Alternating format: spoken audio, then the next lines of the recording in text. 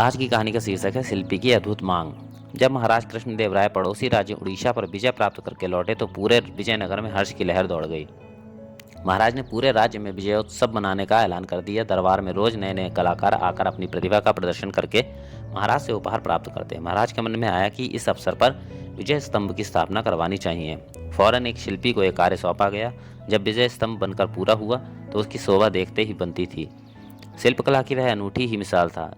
जब विजय स्तंभ बनकर पूरा हो गया तो महाराज ने प्रधान शिल्पी को दरबार में बुलाकर पारिश्रमिक देकर कहा, इसके अतिरिक्त तुम्हारी कला से प्रसन्न होकर हम तुम्हें और भी कुछ देना चाहते हैं, जो चाहो मांग लो। अन्नदाता सिर झुकाकर प्रधान शिल्पी बोला, आपने मेरी कला की इतनी अधिक प्रशंसा की है कि अब मांगने को कुछ भी शेष नहीं बचा। बस आपकी कृपा बनी रहे, मेरी यही अभिलाषा है। नहीं नहीं, कुछ तो मांगना ही होगा। महाराज ने हट पकड़ ली।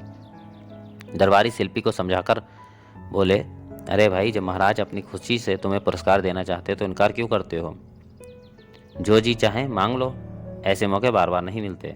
मगर शिल्पकार बड़ा ही स्वाभिमानी था। पारिश्रमिक के अतिरिक्त और कुछ भी लेना उसके स्वभाव के विपरीत था। किंतु सम्राट भी जिद पर अड़े थे। आज तेनालीराम उपस्थित नहीं थे, जो मामले का आसानी से निपटारा होता। जब शिल्पकार ने देखा महाराज मान ही नहीं रहे हैं तो उसने अपने औजारों का थैला खाली करके महाराज की ओर बढ़ा दिया और बोला, महाराज यदि कुछ देना चाहते तो इसमें थैला संसार इस थैले में संसार की सबसे बहुमूल्य वस्तु भर दें। महाराज ने उसकी बात सुनकर मंत्री और सेनापति की ओर देखा। सेनापति ने राजपुरोहित की ओर देखा। राजपुरोहित कुर्सी पर बैठे सिर झुकाए अपने हाथ का नाखून कुतर रहे थे। पूरे राज दरबार पर नजरें घुमाने के बाद महाराज एक दीर्घ निश्वास छोड़कर रह गए। क्या दें से? कौन सी चीज दुनिया में सबसे अनमोल है? अचानक उन्होंने पूछा, क्या तुम्हारे थैले को हीरे जवाहरातों से भर दिया जाए? हीरे जवाहरातों से बहुमूल्य भी कोई वस्तु हो सकती है महाराज।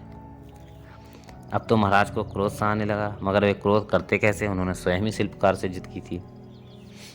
अचानक महाराज को तेनालीराम की याद आई। उन्होंने तुरंत एक सेवक को तेनालीराम को बुलाने को भेजा। कुछ ही देर बाद ही तेनालीराम दरबार में हाजिर था। रास्ते में उसने सेवक से सारी बात मालूम कर ली थी कि क्या बात है और महाराज ने क्यों बुलाया है। तेनालीराम के आते ही महाराज ने पूछा, तेनालीराम, संसार में सबसे बहुमूल्य वस्तु कौन सी है? यह लेने वाले पर निर्भर करता है महाराज, कहकर तेनालीराम ने चारों ओर दृष्टि दौड़ाकर पूछा, कहाँ किसे चाहिए संसार की सबसे बहुमूल्य वस्तु? मुझे। शिल्पकार ने अपना झोला उठाकर कहा, मुझे चाहिए संसार की सबसे बहुमूल्य वस्तु। मिल जाएगी, झोला मेरे पास लाओ। शिल्पकार तेनालीराम की ओर बढ़ने लगा। हाल में गहरा सन्नाटा छा गया। सबकी सांसें जैसे रुक सी गई थी। वे जानना और देखना चाहते थे कि संसार की सबसे बहुमूल्य वस्तु क्या है। तेनालीराम ने शिल्पी के हाथ से झोला लेकर उसका मुंह खोला और तीन चार बार तेजी से ऊपर नीचे किया। फिर उसका मुंह बांधकर शिल्पकार को देकर बोला, लो, मैंने इसमें संसार की सबसे बहुमूल्य वस्तु भर दी है। शिल्पकार प्रसन्न हो उठा। उसने झोला उठाकर महाराज को प्रणाम किया और दरबार से चला गया। महाराज सहित सभी दरबारी हक्के बक्के से थे कि तेनालीराम ने उसे ऐसी क्या चीज दे दी जो इस कदर खुश होकर गया है।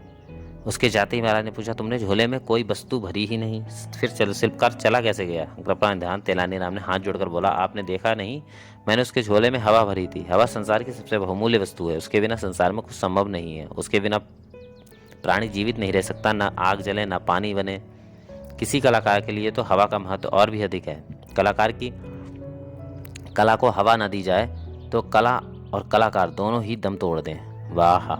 महाराज ने तेनालीराम की पीठ थपथपाई और अपने गले की बहुमूल्य माला उतारकर तेनालीराम के गले में डाल दी।